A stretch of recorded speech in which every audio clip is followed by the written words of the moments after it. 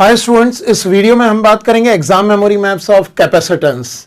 Capacitance in general अगर हम देखें एनसीईआरटी के पॉइंट ऑफ व्यू से it is a part of electrostatics, but JEE Main और नीट पॉइंट ऑफ व्यू से it has to be studied as a separate chapter, क्योंकि बहुत सारे कॉन्सेप्ट कैपेसिटेंस के या डिफरेंट सिचुएशंस कैपेसिटेंस की अलग से पढ़ी जाती हैं, क्योंकि इन अलग अलग सिचुएशंस पे कई बार क्वेश्चंस बनते हैं। सो हम मेजर 3 मोटे मोटे कॉन्सेप्ट्स में कैपेसिटेंस टॉपिक को डिवाइड कर सकते हैं, जिन पे अलग अलग तरह के एमसीक्यूज बनते हैं। फिर उनके सब पार्ट्स होते हैं जिन्हें हम क्यूमुलेटिवली एग्जाम मेमोरी मैप्स कहते हैं। सो इस एग्जाम मेमोरी मैप या पीवाईक्यू सीरीज के वीडियो की अगर मैं बात करूं, सो मैं आपको क्विकली ये बताने वाला हूं कि जितने भी अब तक के पीवाईक्यूज हैं कैपेसिटेंस के, या जितने भी आपके पास प्रैक्टिस क्वेश्चंस होंगे, उन्हें आप लिमिटेड कैटेगरीज में डिवाइड कर सकते हैं। वो सारी यहां पे हम मैप कर लेंगे और आपकी ये ड्यूटी है, तभी ये पीवाईक्यू सीरीज कंप्लीट होगी, कि जितने भी कॉन्सेप्ट्स या मैप्स मैं आपको बताऊंगा, आप जितने भी पीवाईक्यूज हैं, क्योंकि हर स्टूडेंट चाहे जेईई मेन की तैयारी कर रहा हो या नीट की तैयारी कर रहा हो, वो जितने भी पुराने पीवाईक्यूज हैं उनको एटलीस्ट एक बार जरूर करता है। सो जब भी आप करें या रिवाइज करें तो एक बार उन सारे पीवाईक्यूज को इन मैप्स पे टैग कर लीजिए, तो आपको एक कॉन्फिडेंस आ जाएगा कि अब तक के जितने भी आए हुए क्वेश्चन है वो इन्हीं लिमिटेड कॉन्सेप्ट से डायरेक्ट लिंक्ड हैं। So exam point of view से आप क्विकली सारे कॉन्सेप्ट्स रिकॉल कर पाएंगे, और एग्जामिनेशन हॉल में लिमिटेड कॉन्सेप्ट को याद रख पाना बहुत ईजी होता है, और इसीलिए एग्जाम मेमोरी मैप्स की बहुत इंपॉर्टेंस है। यहां पे मैं इस वीडियो में आपको कॉन्सेप्ट्स नहीं पढ़ाऊंगा, मैं कॉन्सेप्ट मैपिंग कराऊंगा, ताकि आप क्विकली एक छोटे से वीडियो में पूरे के पूरे चैप्टर के मैप्स को रिवाइज कर लें। सो आइए देखते हैं यहाँ पे। और आगे बढ़ने से पहले एक चीज और बता देता हूं कि अगर आपने कैपेसिटेंस अच्छी तरह से नहीं किया हुआ है, रिवाइज नहीं किया है, तो इसी वीडियो के डिस्क्रिप्शन बॉक्स में आपको फिजिक्स गैलेक्सी चेकलिस्ट वीडियो का लिंक मिलेगा, जिसमें पूरे कैपेसिटेंस को एक सिंगल वन शॉट फॉर्म में पूरा रिवाइज करवाया गया, जिससे आप अपने शॉर्ट नोट्स भी बना सकते हैं। और स्टूडेंट्स को अगर डिटेल में करना है तो भी प्लेलिस्ट कॉन्सेप्ट वीडियो की लिंक है, जिससे आप बिल्कुल बेस लेवल पे फंडामेंटली कैपेसिटेंस को डिटेल में कवर कर सकते हैं। आइए स्टार्ट करते हैं। और कहीं पे भी प्रॉब्लम लगे, आपको लगे कोई कैटेगरी कवर नहीं हो रही है, तो आप कभी भी इस वीडियो के बाद चेकलिस्ट वीडियो या कॉन्सेप्ट वीडियो से आप पूरे फिजिक्स के कैपेसिटेंस टॉपिक को रिवाइज कर सकते हैं। So if we talk about exam memory map of capacitance, 3 major categories हैं जिन पे हम मैपिंग करेंगे सारे कॉन्सेप्ट्स की, और उन्हीं में सारे के सारे क्वेश्चंस को आपको टैग करना है।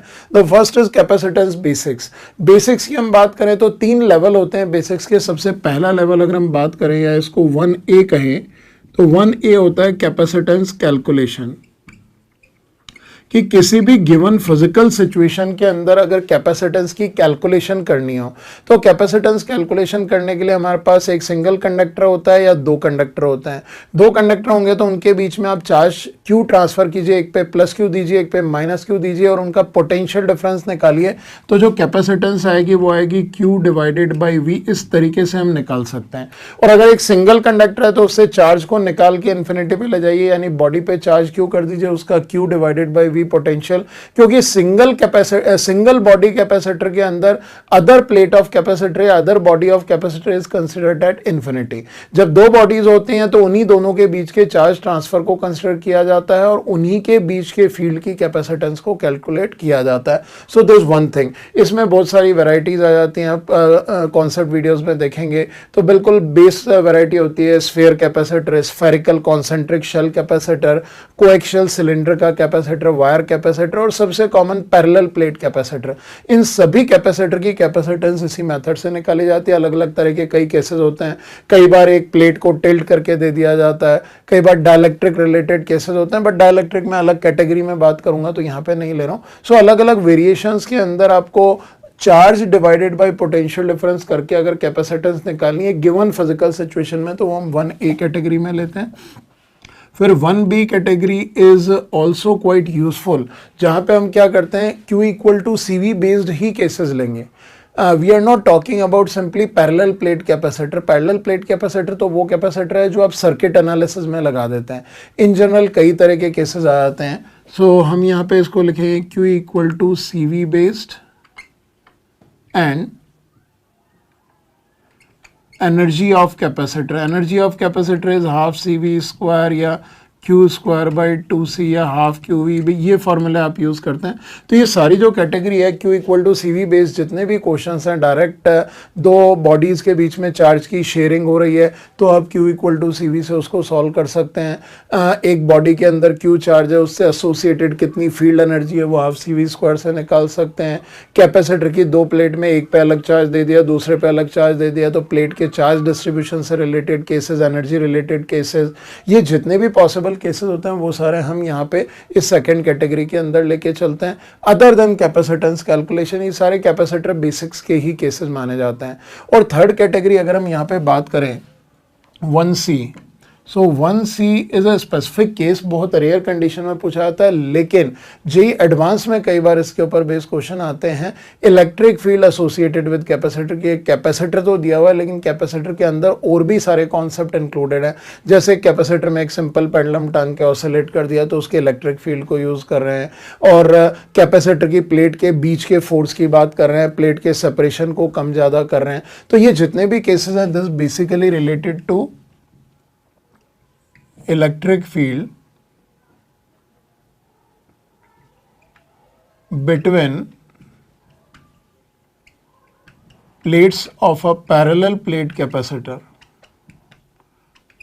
So जितने भी पॉसिबल केसेस बनते हैं जिनमें दो प्लेट्स के बीच में जो इलेक्ट्रिक फील्ड की बात करें, फॉर्मूले यहाँ पे नहीं ले रहा हूँ बट मैं बता देता हूँ कि अगर बैटरी से कनेक्टेड है तो कैपेसिटर के बीच में इलेक्ट्रिक फील्ड को हम V बाई डी ले लेते हैं। अगर बैटरी डिसकनेक्टेड है तो electric field sigma by epsilon not लेते हैं, where sigma is the charge on either of the facing surfaces of the plate.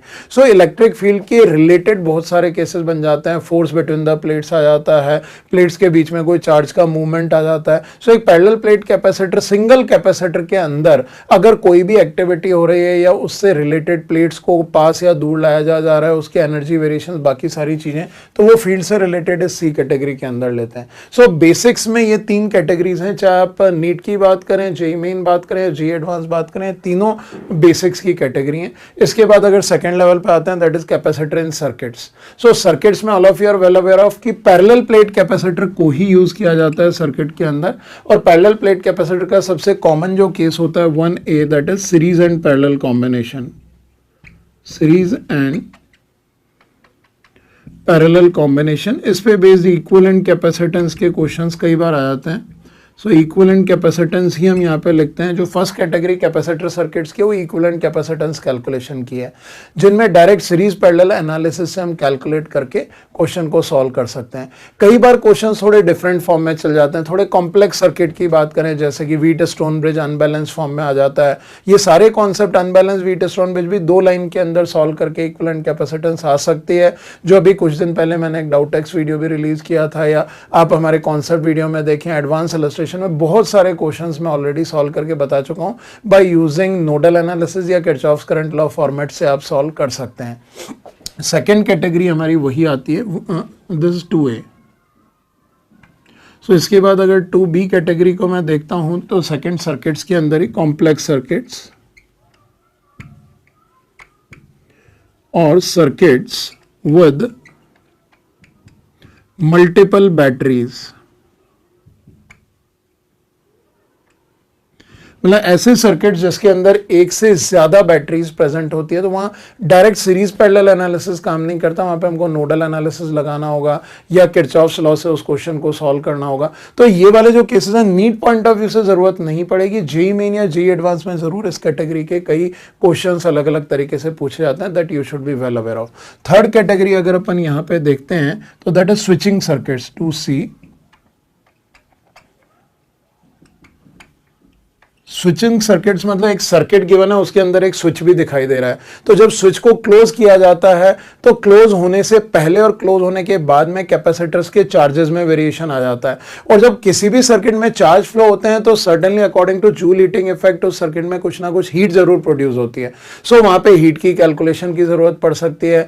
Charges पहले और बाद के रेशियो पूछे जा सकते हैं। किसी specific capacitor out of the given circuit initial और फाइनल एनर्जी का रेशियो या डिफरेंस निकालने को पूछा जा सकता है। There are variety of cases जो स्विचिंग सर्किट से रिलेटेड है। हर कैटेगरी इंडिपेंडेंटली बहुत सारे क्वेश्चंस को कंटेन करती है, that all things you need to be very careful.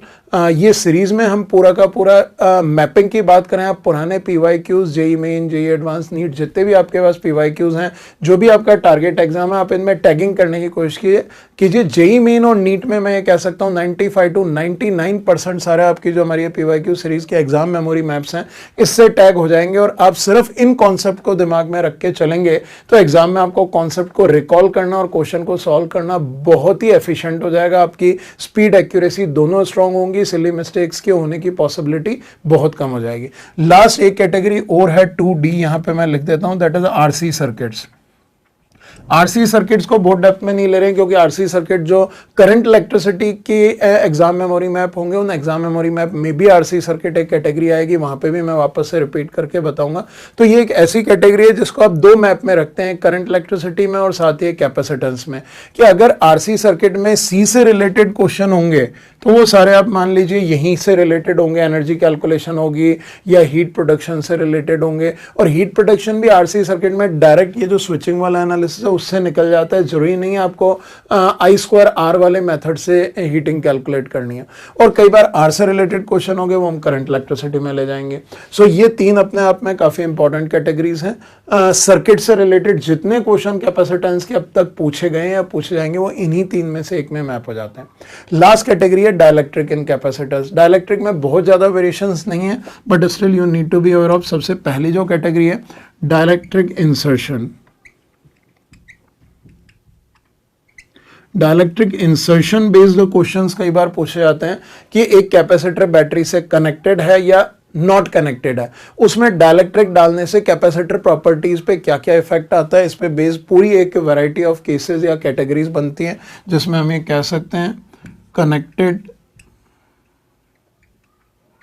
With battery और नॉट कनेक्टेड विद बैटरी। ये दोनों केसेस बनते हैं, दोनों हम यहाँ डाइलेक्ट्रिक इंसर्शन से ही रिलेटेड रखेंगे, we are not going beyond that.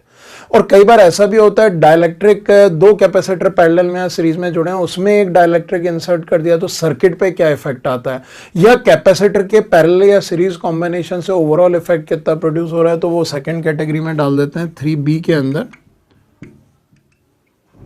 Dielectrics in capacitor circuits. Circuits के अंदर जब किसी कैपेसिटर में डाइलेक्ट्रिक डालते हैं तो इनडायरेक्टली वो इन्हीं तीन में से एक कैटेगरी के अंदर फॉल करेगा, बट डाइलेक्ट्रिक होता है तो उसके ऊपर क्या क्या इफेक्ट आते हैं वो सारे आपको ध्यान देना जरूरी है। जैसे इलेक्ट्रिक फील्ड की बात करें और बैटरी कनेक्टेड है तो इलेक्ट्रिक फील्ड चेंज नहीं होता, लेकिन बैटरी डिसकनेक्टेड है और डाइलेक्ट्रिक का डाइलेक्ट्रिक कांस्टेंट K है और एक कैपेसिटर में डाइलेक्ट्रिक डाल दिया तो उसके अंदर इलेक्ट्रिक फील्ड की वैल्यू इनिशियली अगर E0 थी तो बाद में E0/K हो जाएगी, क्योंकि V/D की बात करें तो V रिड्यूस हो रहा है यहाँ पे, और अगर बैटरी कनेक्टेड है तो V/D विल रिमेन सेम। इस तरह के बहुत सारे छोटे छोटे केसेस हैं, वो आपको ध्यान में रखना है कि डाइलेक्ट्रिक इंसर्शन अगर कैपेसिटिव सर्किट में है तो इसमें और इसमें दोनों में एक फर्क आ जाता है कि इंडिविजुअल कैपेसिटर तो डायरेक्ट फार्मूले से मैनेज हो जाता है, लेकिन सर्किट्स में है तो एक कैपेसिटर में डाइलेक्ट्रिक डालने से सर्किट के बाकी कैपेसिटर पे भी फर्क आता है, that is to be accounted separately. कई स्टूडेंट क्या करते हैं, डाइलेक्ट्रिक इंसर्शन एक सिंगल कैपेसिटर का जो फॉर्मूला है वो डायरेक्ट उठा के सर्किट में भी लगा देते हैं और नेगेटिव मार्किंग में मार्क्स लूज हो जाता है। सो थोड़ा सा केयरफुली यहाँ पे ध्यान देने की जरूरत है। 3C अगर देखें लास्ट कैटेगरी तो वो होती है मल्टीपल डाइलेक्ट्रिक्स